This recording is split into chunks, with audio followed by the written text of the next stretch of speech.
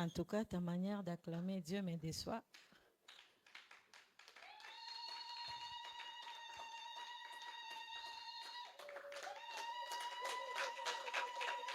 Alléluia.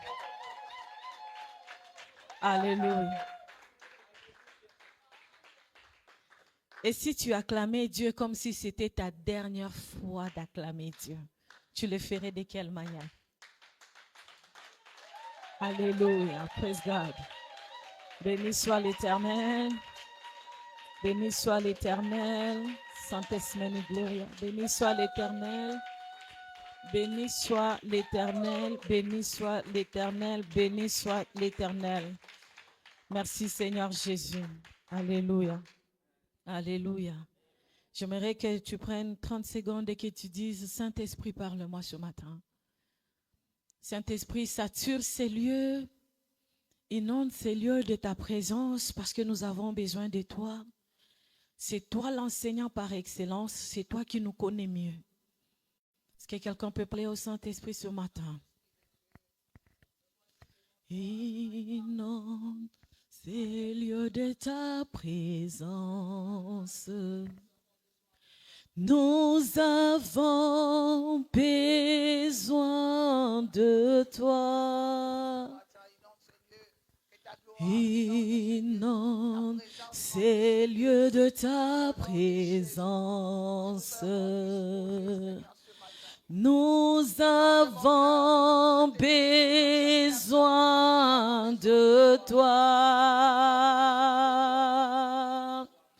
Viens, Esprit de révélation, souffle sur nous, souffle sur nous, inonde ces lieux, inonde ces lieux de ta présence.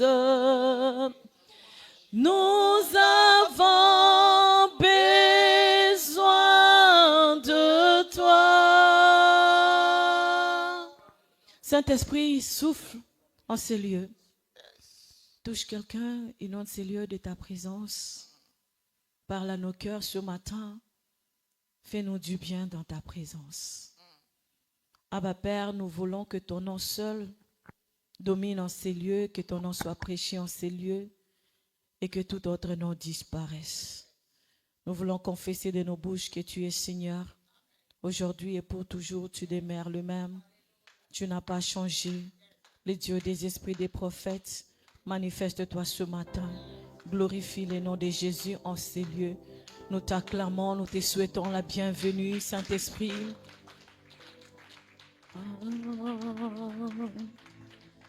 Yeah. Saint-Esprit, viens, agis en ces lieux. Rabba Santé Meni Gloria. Comment tu t'appelles, le frère ici? C'est toi, Charles. Que Dieu te bénisse. Je suis en train de voir un arc-en-ciel autour de toi. Je suis en train de voir un arc-en-ciel autour de toi. Depuis tout à l'heure, pendant qu'on était en train de prier, pendant que tu marchais, à un certain moment, tu es allé quelque part là-bas et j'ai vu un vieillard te tenir par la main.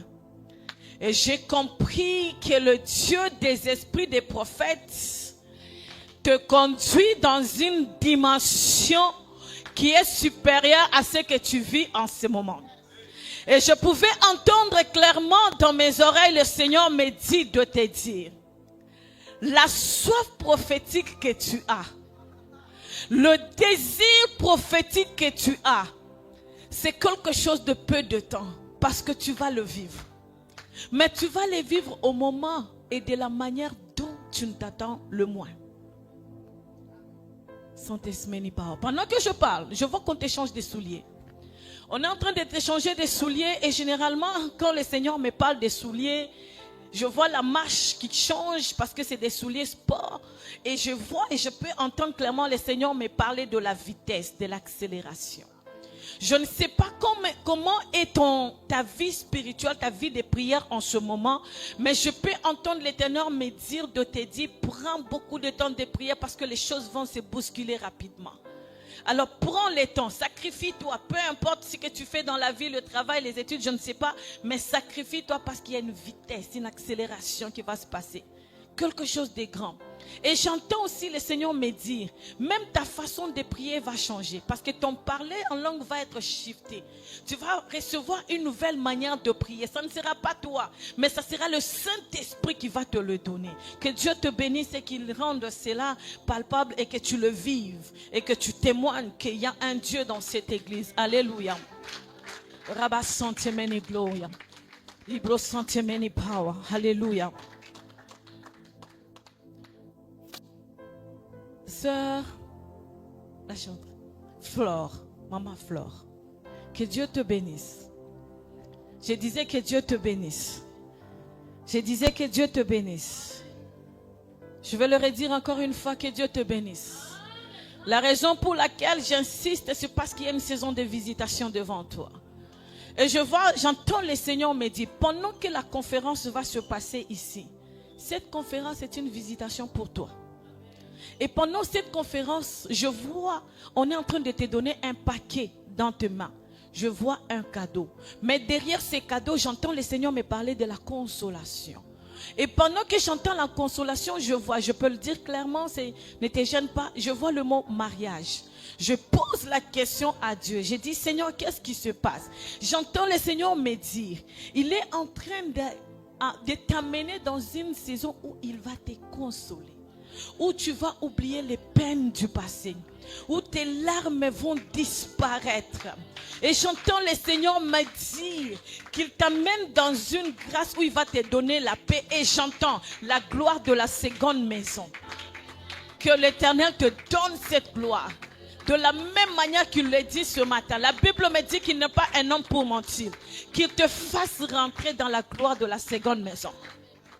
Je vais t'expliquer quelque chose. La seconde maison, la première maison, c'était une maison qui était construite par la pensée de l'homme. L'homme voulait faire plaisir à Dieu. Il a décidé d'offrir à Dieu quelque chose qu'il trouvait merveilleux. Il a construit les temples.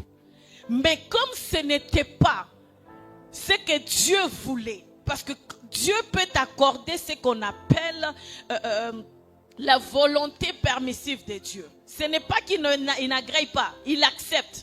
Mais il est dans la permission. Mais lorsqu'il rentre dans la perfection, il devient le bâtisseur lui-même. Et c'est dans ça que tu es en train de rentrer. Ça veut dire qu'il y a un temps où le Seigneur peut permettre que ce que tu as bâti puisse s'écrouler. Et que maintenant qu'il vienne bâtir, qu'il vienne construire. Et c'est pour cela que la Bible dit qu'il peut rebâtir sur les anciennes ruines. Il prend ce qui a été détruit, ce qui a été méprisé, ce qui a été brisé, et il vient bâtir sur cela. Lorsque tu lis l'histoire du temple de la gloire de la seconde maison, tu vas comprendre que ce temple était bâti selon la volonté de Dieu, selon les instructions et les plans parfaits de Dieu. Et c'est pour cela que la gloire qui est descendue de ce temple-là n'est jamais terminée. Alléluia. Que l'Éternel puisse te rebâtir, qu'il puisse te reconstruire, qu'il puisse te restaurer, qu'il te retourne dans tes droits au nom puissant de Jésus. Est-ce que je parlais à quelqu'un ce matin? Saint-Esprit et gloire. Ibro Saint-Esprit pas. Prends ta Bible. Genèse 37.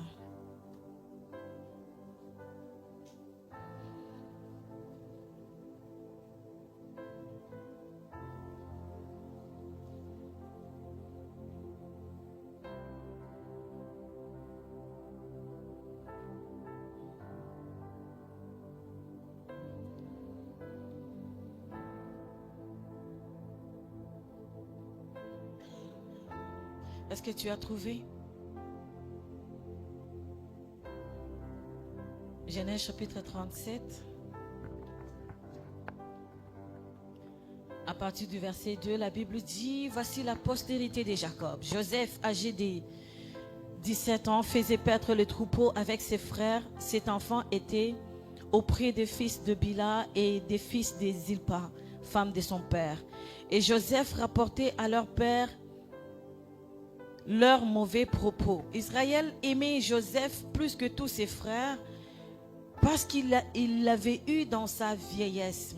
Et il lui fit une tunique de plusieurs couleurs. Ses frères virent que leur père l'aimait plus qu'eux et ils le prirent en haine. Ça veut dire qu'il les détestait. Ils ne pouvaient lui parler avec amitié. Joseph eut un songe et il raconta à ses frères qui le haïrent encore davantage. Il leur dit, écoutez donc ces songes que j'ai eus. Nous étions alliés des gerbes au milieu de champs. Et voici ma gerbe s'éleva et s'étend debout. Et vos gerbes l'entourèrent et se prosternèrent devant elle.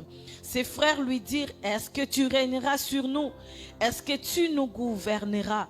Et ils le haïrent encore davantage à cause de ses songes et à cause de ses paroles. Nous allons sauter. Nous partons au verset 13. Israël dit à Joseph, tes frères ne sont-ils pas paître les troupeaux à Sichem? Viens, je veux t'envoyer vers eux. Et il répondit, mais voici. Israël lui dit, va, je te prie, et vois si tes frères sont en bonne santé, et si les troupeaux est en bon état, et tu m'en rapporteras des nouvelles. Il l'envoya ainsi de la vallée d'Hébron, et Joseph alla à Sichem. Nous allons sauter au verset 18. Ils le virent de loin et avant qu'il fût près d'eux, ils complotèrent de le faire mourir. Ils se dirent l'un à l'autre, voici les faiseurs des songes qui arrivent. Venez maintenant, tuons-le et jetons-le dans une citerne. Nous dirons qu'une bête féroce l'a dévoré et nous verrons ce que deviendront ces songes. Est-ce que tu peux répéter à quelqu'un, nous verrons ce que deviendront ces songes? Alléluia. Alors, je sais que tu connais l'histoire de Joseph, tu peux t'asseoir. Tu connais bien cette histoire. La Bible nous parle d'un jeune homme très merveilleux que moi j'aime beaucoup. Ce que j'aime, c'est que la Bible nous donne beaucoup de précisions. La Bible dit que Joseph, son père l'aimait beaucoup. Il avait plusieurs enfants. Ce matin, je te parle de la destinée. Alléluia. Ce matin, je suis en train de te parler de la destinée. Alors, la Bible dit que son père l'aimait beaucoup. Il l'aimait tellement qu'il lui a confectionné une tunique. Et cette tunique, la Bible précise qu'elle était multicolore. Elle avait beaucoup de couleurs, ce qui signifiait beaucoup de choses dans la vie de Joseph. Sauf que c'était un enfant comme tout autre enfant, qui grandissait comme tout autre enfant. Probablement qu'il jouait aussi avec du sable, probablement qu'il faisait aussi des bêtises.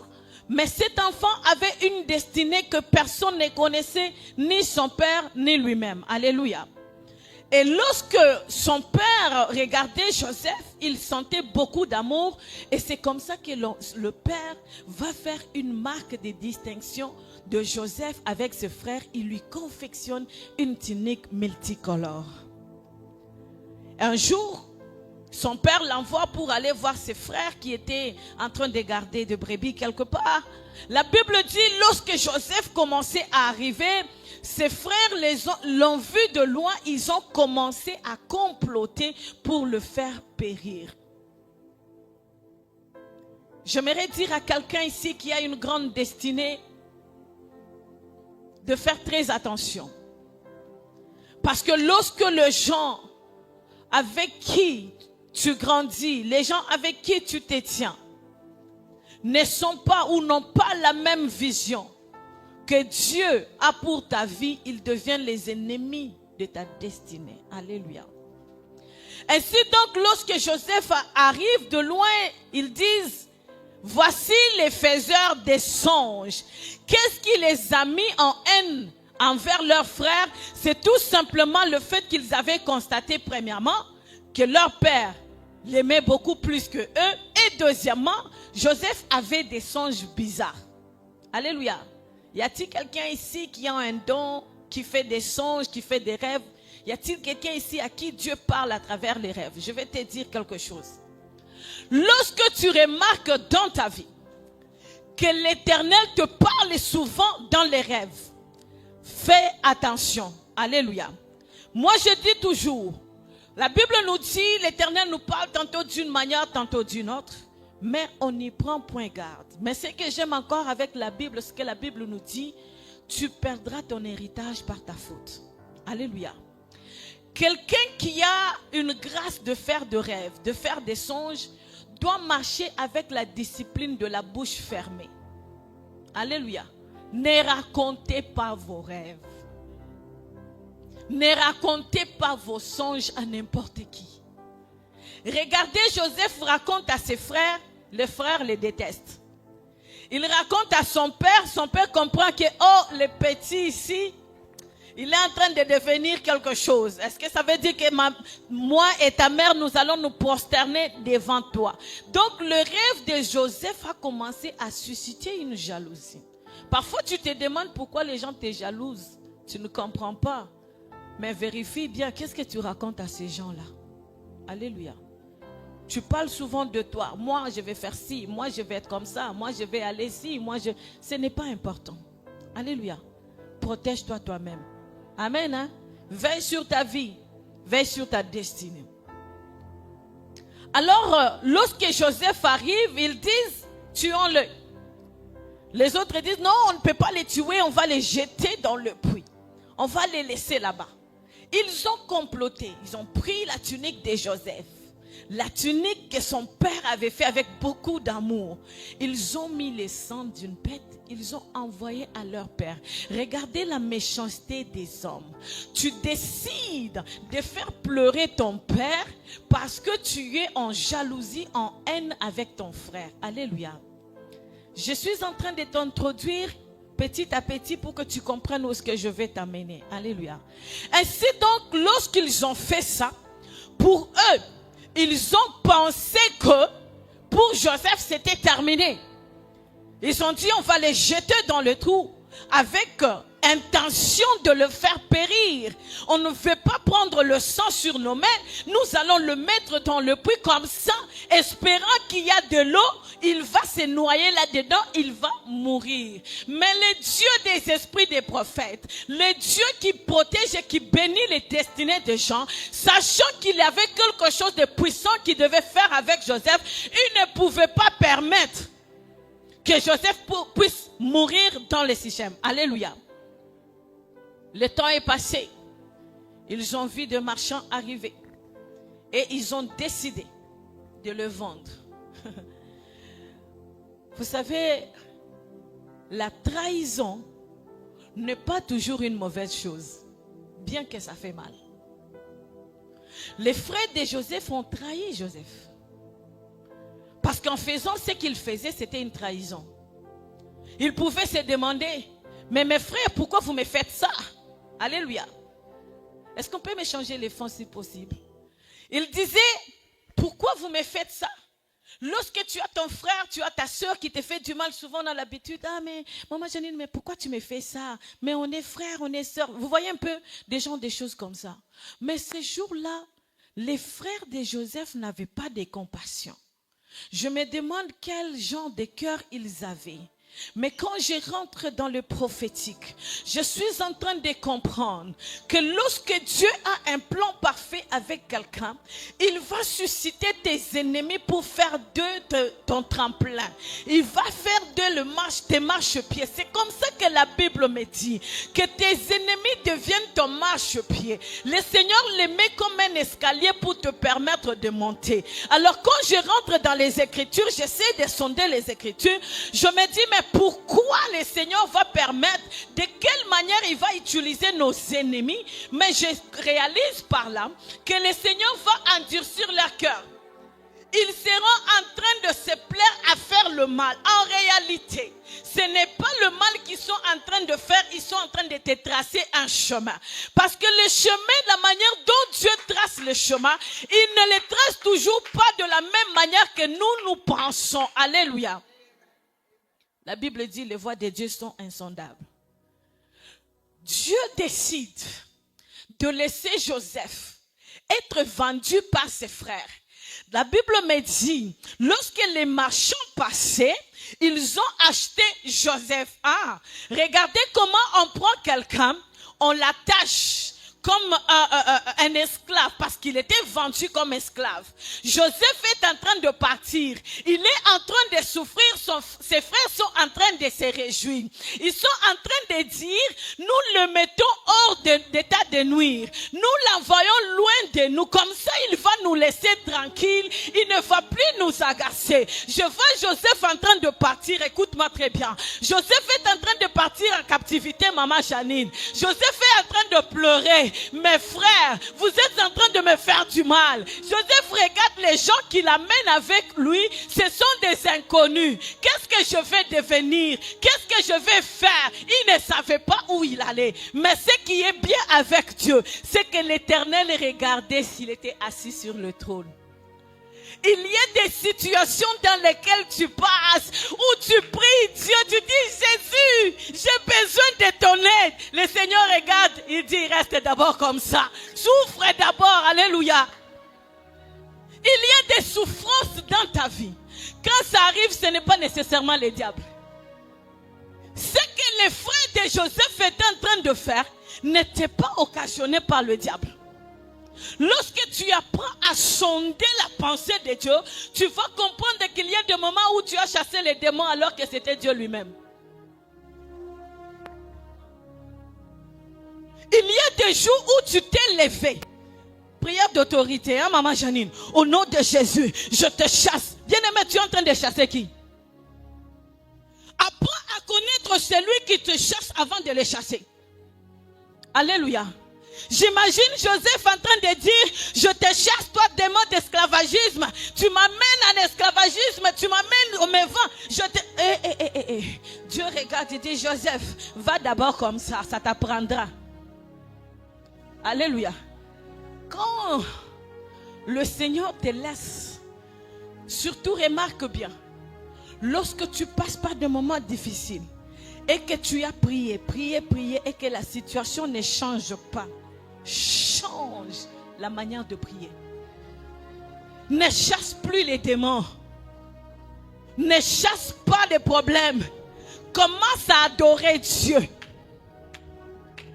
Parce que dans ce moment de douleur, dans ce moment de souffrance où tu dis Dieu, la Bible me dit malgré toutes les circonstances, je dois t'adorer. Donc même si on est en train de me vendre, j'y vais avec peine, mais je sais que ça ne change pas ta nature. Vous savez que nos souffrances ne changent pas la nature de Dieu.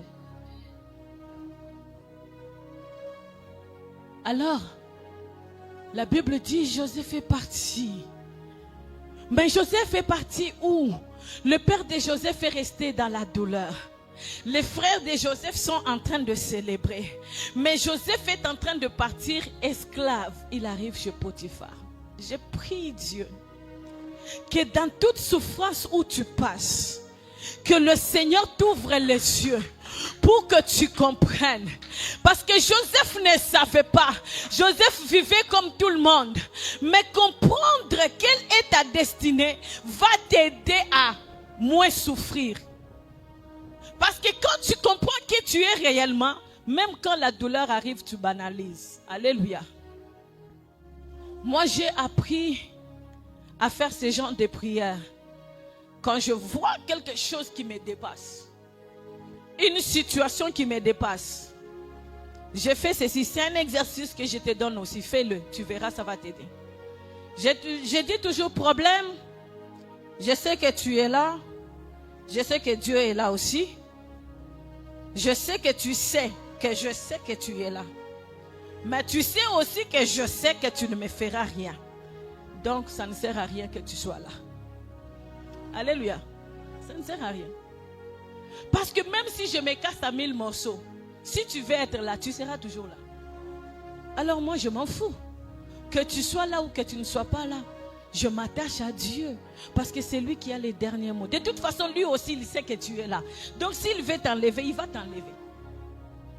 Apprends à parler à ton problème comme si tu parlais à un homme. Tu lui dis, problème, je sais que tu es là. Je sais aussi que Dieu sait que tu es là. Donc comme c'est lui qui a la capacité de t'enlever, s'il veut t'enlever, il va t'enlever. Alléluia. Alors on amène Joseph dans la maison de Potiphar. Alléluia. Est-ce que je peux monter maintenant?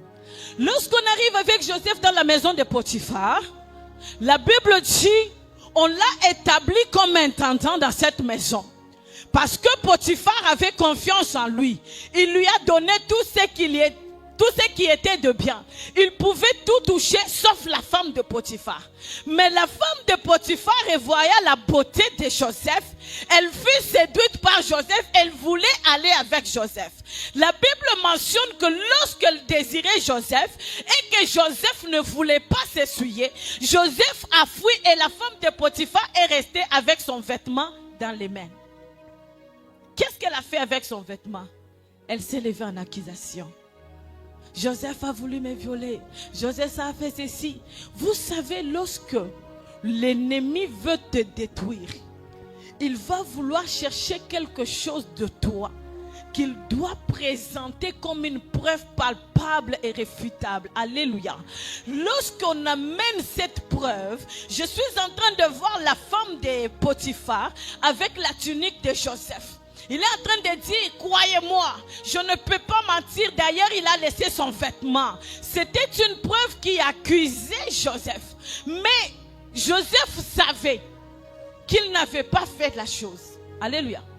Il n'avait pas fait la chose. Il a accepté d'aller en prison. Moi, ce que j'aime, c'est lorsque le Seigneur Dieu te trace une destinée. Il est en train de dire à Jérémie, il dit, avant même que tu ne sois conçu dans les seins de ta mère, je te connaissais. J'aimerais dire à quelqu'un, avant même que tu existes, Dieu te connaissait. Et Dieu savait qu'un jour tu te retrouveras à Ottawa à l'église Temple de la Gloire. Et Dieu savait qu'un jour comme celui-ci où la pluie sera en train de tomber, beaucoup ne voudront pas sortir sous la pluie, mais toi tu iras à la rencontre du Seigneur. Et Dieu savait aussi qu'un jour comme celui-ci, il viendra t'annoncer que toi aussi comme Joseph, tu as une grande destinée. Et c'est pour cela qu'il a permis que tu passes par plusieurs tribulations, que tu passes par plusieurs batailles, que tu passes par plusieurs combats, que tu vives des moments difficiles, parce que c'est dans le moment difficile qu'on sait savoir qui est réellement enfant de Dieu. Le porteur de la grâce de Dieu, même si les vents soufflent, même si la tempête s'élève, ces gens-là ne tombent pas. Vous savez pourquoi? Parce que la main de l'Éternel est sur eux. Et donc Joseph arrive là-bas, on le met en prison. Joseph s'est dit, ah, ma famille m'a rejeté, ma famille m'a vendu. Je m'en vais chez Potiphar, je pensais que la vie allait être meilleure là-bas. Mais voici encore en prison. Ce que Joseph ne savait pas, c'est que lorsque Dieu commence à t'élever, il ne t'élève pas à la manière dont les hommes le font. Alléluia. Vous savez pourquoi? Parce que lorsqu'un homme t'élève, il tire la gloire. Dans tout ce que tu feras, il va venir te rappeler, n'oublie pas, hein, c'est grâce à moi que tu es comme ça. Hein. Si tu veux manger quelque chose, tu dis, hey, toi aujourd'hui tu manges la viande, nous on mange les pondus, tu as oublié que c'est à cause de nous. Hein? Tu es dans cette famille-là et puis il vient, ah tu sais, ce mariage-là, c'est moi qui t'avais pistonné. Hein. Si ce n'était pas moi là, tu allais te retrouver peut-être dans la rue. Et Dieu ne permettra jamais qu'un homme comme toi, comme une femme comme toi, que quelqu'un soit en train de taper la poitrine, que c'est lui qui t'a fait. Non. Alléluia. Je refuse dans ta vie. S'il y avait des gens qui sont venus te dire, tu sais maman Flo, je vais te connecter, refuse au nom de Jésus. S'il y a des gens qui viennent te dire, tu sais, tu vas à l'église ou tu vas là, nous on voit la grâce que tu as, on peut t'aider, dis-leur, vous ne m'avez pas donné le don, vous ne m'avez pas donné la grâce, donc éloignez-vous de moi. Ce sont des voleurs de destinée. Si Joseph avait accepté ce que la femme de Potiphar lui proposait, il allait peut-être raccourcir sa peine. Mais Joseph s'est dit, derrière cette histoire, il y a quelque chose de puissant. Donc je vais accepter d'aller en prison. Et la Bible dit, quand il est arrivé en prison, quelque chose s'est passé. Le roi a fait un rêve. Et il devait y avoir quelqu'un qui doit interpréter les songes. Les gens sont venus lui dire, tu sais, il y a un Hébreu en prison. Lui, quand il parle, il dit la vérité. Son Dieu lui a donné la capacité de décoder les rêves. Je prie Dieu qu'il te donne la capacité de décoder ce que les hommes ne peuvent pas décoder. Je prie Dieu qu'il te donne la capacité, qu'il te donne l'intelligence de comprendre ce que le monde ne comprend pas. Lorsque le Canada ira très mal, qu'on puisse se souvenir qu'à l'église Temple de la Gloire, il y a des prophètes de Dieu, il y a des prophétesses de Dieu, il y a des pasteurs à Ottawa. Lorsque les gens ont des cancers en phase terminale, ETG Ottawa est capable de guérir. Lorsqu'on va regarder les situations des gens compliquées, il y a des anonymes alcooliques à côté. L'église Temple de la Gloire est capable de délivrer ces gens-là. Lorsqu'on regarde les situations que les médecins ne maîtrisent pas, qu'on sache qu'à l'église Temple de la Gloire Ottawa, tout est possible parce qu'ils ont la foi qui déplace les montagnes. C'est comme ça que Joseph regarde la femme de Potiphar. Joseph dit, femme de Potiphar, je m'en fous de la tunique que tu as pris. Parce que la tunique, ma première tunique, celle qui a été faite de la main des hommes, celle que mon père avait faite, mes frères l'ont pris, ils l'ont brisée, je m'en fous. Toi aussi prends ta tunique, reste avec, de toute façon je l'ai eu dans votre maison, donc tu peux la reprendre. Je n'ai pas besoin que tu me donnes ta tunique, garde ça. Et c'est comme ça que la femme de Potiphar, malgré les accusations, Joseph se retrouve en prison. On vient dire au roi, on dit, il y a un hébreu là-bas, ce gars-là, il est mystérieux. On ne comprend pas la façon dont il décode les choses. Le roi dit, amenez-le. Je vois Joseph qui arrive et dit, aujourd'hui tu sauras que j'ai un Dieu. Aujourd'hui tu comprendras que je suis l'enfant du roi des rois. Aujourd'hui tu sauras que tout le monde peut être en prison, mais tout le monde n'est pas prisonnier. Aujourd'hui tu comprendras que vous pouvez vouloir me faire du mal, mais le mal n'atteint pas tout le monde. Et je vois Joseph qui arrive la tête haute. Le roi dit, commencez par le laver. Esclaves sales, le roi ordonne d'aller les laver. Lorsque le roi ordonne qu'on les lave, on ne les lave pas avec n'importe quel savon. On ne lave pas avec n'importe quel savon. Et le roi dit, habillez-le. Donc Joseph regarde, il passe à la tunique de son père déchirée. Il regarde, il passe à la tunique de la femme de Potiphar déchirée. Joseph regarde, il dit, bon, cette fois-ci, cette tunique-là, elle est faite comment? Je regarde, c'est quoi les tissus? Bon, ça, c'est pas du yogi, c'est pas grave. Moi, je porte autre chose. Vous savez, bien aimé dans le Seigneur, je me mets à la place de Joseph et je me dis, oh, cette tunique, ce n'est pas juste une tunique, c'est une marque, c'est un sceau. Parce que lorsque tu es habillé par l'habilleur du roi, quand tu passes quelque part, même si les chemins étaient fermés, tout le monde va te laisser passer. Lorsque les gardes du corps de roi te voient, tu n'as pas besoin de te présenter. La tunique va parler à ta place. Lorsque les gens dans les temples te voient, ils n'ont pas besoin de connaître ton nom. La tunique seulement dit ça, c'est la touche du roi. Et c'est comme ça que lorsque Joseph arrive, on dit, hey,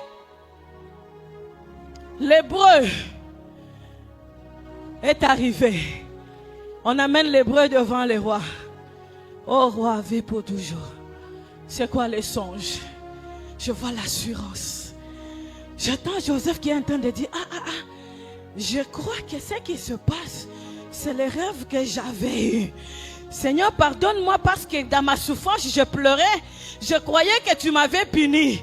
Mais je suis en train de réaliser qu'en réalité, tu m'avais mis dans une école.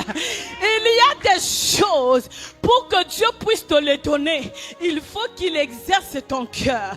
Qu'il te donne la capacité de porter le fardeau, de porter le poids de la chose. Parce que si Dieu te donne la gloire, pour laquelle tu n'as pas payé le prix, tu vas la gaspiller.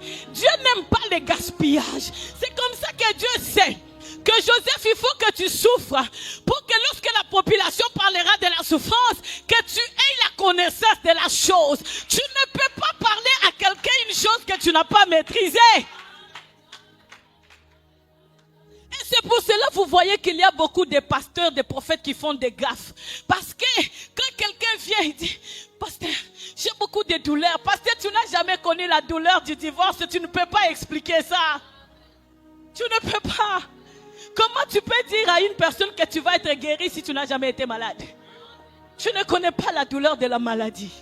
Tu ne connais pas, oui, douleur en piakate. Tu ne connais pas, tu n'as jamais vécu ça. Tu n'as jamais vécu ça. Et c'est pour cela que quand quelqu'un te dit, ah, tu vois, ça va passer, hein? Non, ça ne peut pas passer. Je ressens ce que tu as ressenti. Je connais ce que tu vis. Mais je te dis, si Dieu l'avait fait avec moi, il le fera avec toi aussi. Donc, la Bible dit, lorsque Joseph a expliqué les songes, le roi était dépassé. Et c'est comme ça qu'il dit, on l'établit, on lui donne des responsabilités. Lorsqu'on lui donne des responsabilités, ah, Maman Janine, est-ce que tu peux me sortir les versets? Le nom de Joseph a été changé. Alléluia. Le nom de Joseph a été changé. On ne l'appelait plus Joseph. Qui sait comment on l'appelait? Qui sait comment on l'appelait? Je te donne un exercice. Je te donne la moitié du nom. Panéa. L'autre est là. Pardon? Quelqu'un d'autre? Aïe, aïe, aïe, vous ne lisez pas la Bible. Je vous ai donné la partie du nom. Panéa. Le premier, c'est quoi? C'est tout simplement pour te dire que tous les gens qui ont marché avec Dieu, Dieu leur change de nom.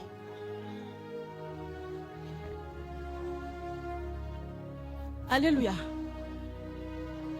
Excusez-moi, je vais prendre mon papier mouchoir.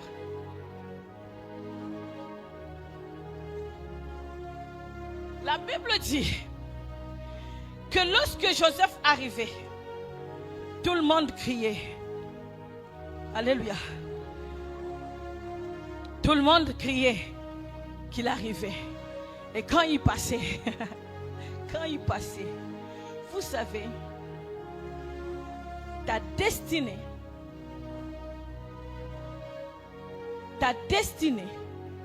peut faire que quand tu arrives dans des endroits où on ne te respecte pas, à cause de la grâce qui est sur toi, les choses vont changer. Alléluia. Maman Janie, vous avez trouvé le verset?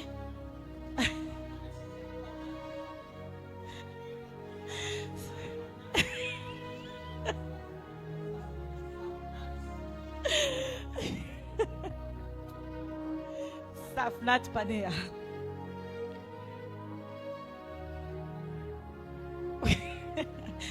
Ayez l'habitude de lire. Les noms bibliques sont durs, je sais.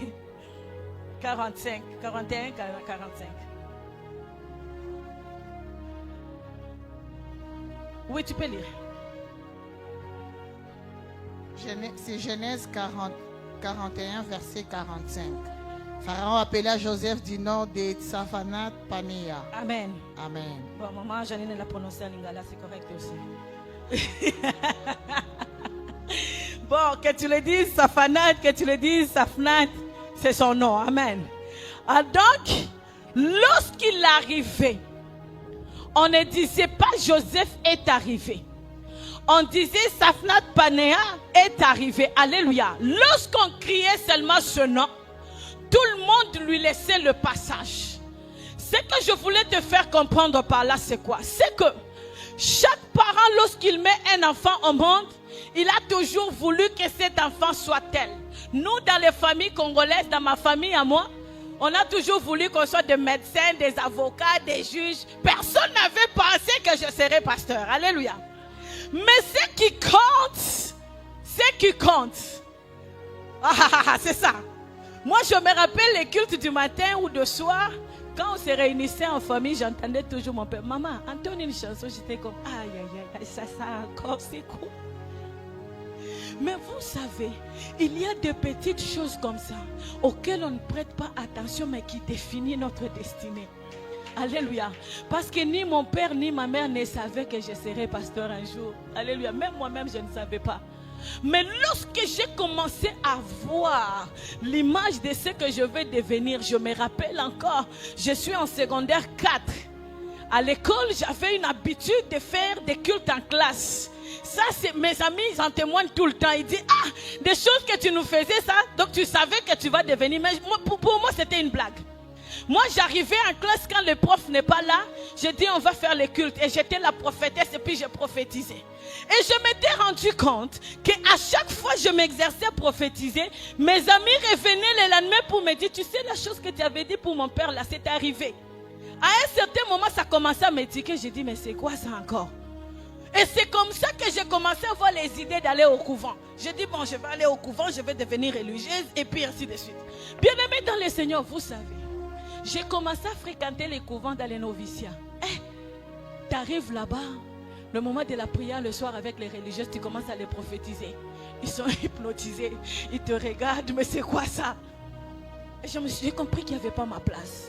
Et donc, pour revenir à Joseph, Joseph avait une destinée floue, cachée, bizarre, que même ses parents ne savaient pas. Peut-être que le papa de Joseph pensait que Joseph allait hériter, le remplacer, devenir chef du clan. Mais pour Dieu, Joseph avait une destinée parce qu'à un certain moment, Dieu savait que dans le pays de Joseph, la famine allait rentrer. Il fallait qu'il y ait quelqu'un qui va aller aplanir, préparer, organiser les choses pour que lorsque la nation sera en souffrance, que lui soit la réponse à la prière de cette nation. Je prie Dieu que tu sois la réponse à ta famille. Je prie Dieu que tu sois la réponse à la prière du Canada. Je prie Dieu qui t'a pris de loin, qui t'a fait passer les frontières, qui t'a amené dans ce territoire, qu'il fasse de toi la pierre rare que le Canada n'a jamais reçue au nom de Jésus. Ma prière en ce jour, c'est que toi, tes enfants, ta lignée, ta descendance, que vous ne puissiez pas passer une vie inutile sur la terre, mais que vous puissiez marquer, que vous soyez les symboles de la gloire et de l'existence de Dieu. Lorsque les gens te regardent, qu'ils voient la gloire de Dieu à travers toi. Lorsque les gens parlent et citent ton nom, qu'ils vivent le miracle de Dieu à travers toi. J'étais en train de dire à quelqu'un, tu es appelé à prêcher l'évangile, que le Dieu qui m'a appelé, qu'il puisse t'amener dans une dimension où aucun pasteur ici au Canada n'a exercé au nom de Jésus. Je pensais que tu as compris. J'étais en train de dire à quelqu'un qui a les dons de guérison, les dons de prophétie, que Dieu puisse t'utiliser de la manière dont il n'a jamais utilisé personne d'autre. Parce que si tu regardes comment Dieu a utilisé Joseph, ni l'autre personne n'a été utilisée comme Joseph.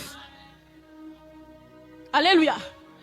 Aucune personne avant n'a été utilisée comme Joseph. Le roi regarde et dit, oh, ce petit est très intelligent. Il nous faut quelqu'un de très intelligent. Il n'y avait personne d'autre comme Joseph. Que ton employeur regarde dans l'entreprise et qu'il dise, il n'y a personne ici comme toi. Oh, je disais que ton employeur, l'endroit où tu travailles là, qu'il puisse te remarquer.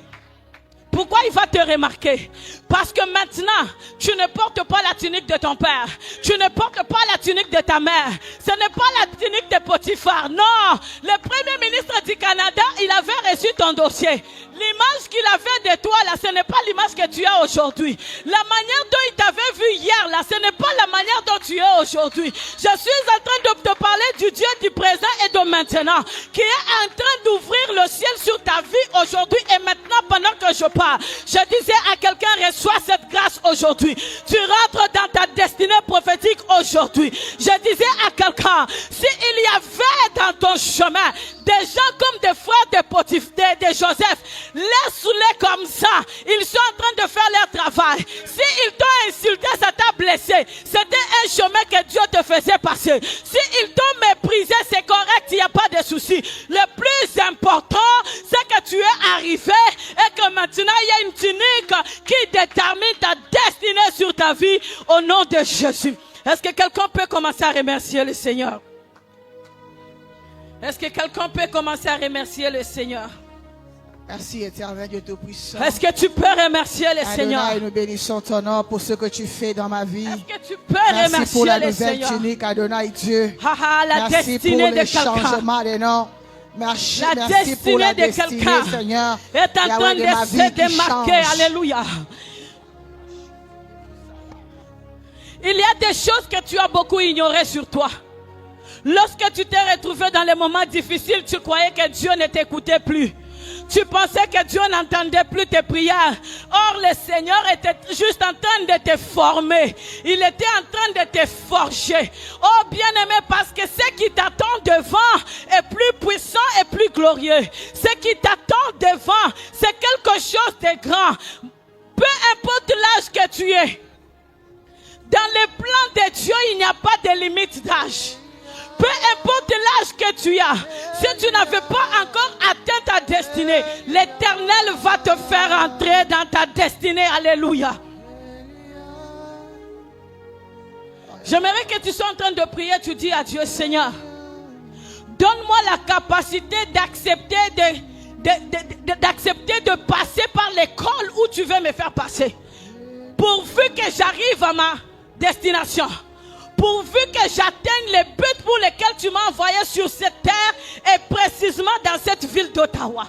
Pourvu que j'accomplisse la mission pour laquelle tu m'as choisi. La mission pour laquelle tu m'as établi. Au nom puissant de Jésus, est-ce que tu peux prier?